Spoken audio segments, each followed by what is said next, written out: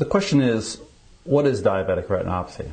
Diabetic retinopathy is actually the number one cause of loss of vision in the American working age population, the population under age 50.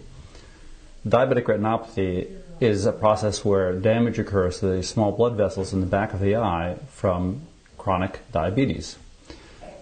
It's correlated with diabetes being out of control. So the longer the diabetes has been there and the higher the blood sugars have been over a long period of time, the more likely you are to have significant diabetic retinopathy. In fact, there is a number that we commonly look at called the hemoglobin A1C, which is a measure of the long-term diabetic control, which is very well correlated with diabetic retinopathy and its severity. Diabetic retinopathy comes in two major varieties. There is what we call non-proliferative diabetic retinopathy and proliferative diabetic retinopathy. In non-proliferative diabetic retinopathy, typically the loss of vision is in the center, and it's very similar to what people experience later on in life with macular degeneration.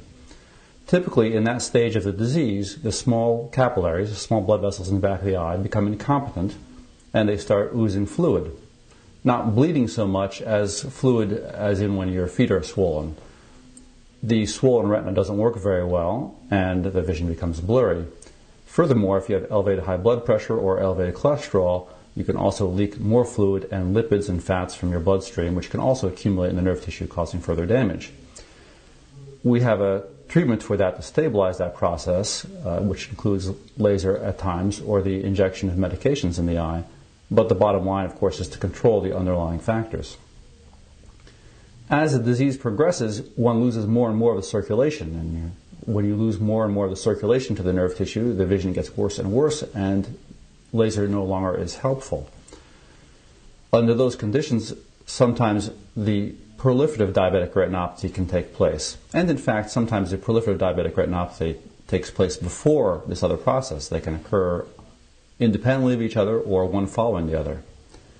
In the proliferative diabetic retinopathy, typically there's enough circulation lost either in the central retina or in the peripheral retina, in the outlying regions, that the body makes a growth factor to make new blood vessels grow. Those new blood vessels grow abnormally into the middle part of the eye, causing scar tissue and bleeding and eventually fractional detachment of the retina, where the nerve tissue is actually pulled off the back of the eye, which can lead to irreparable blindness. We have treatments for that too, of course. If it is caught early on, the proliferative diabetic retinopathy can be treated with a laser treatment, which can stabilize it once again. And if it's caught later on, or if things progress, we also have a surgery to remove the blood and the scar tissue and repair the retina as much as possible in the back of the eye.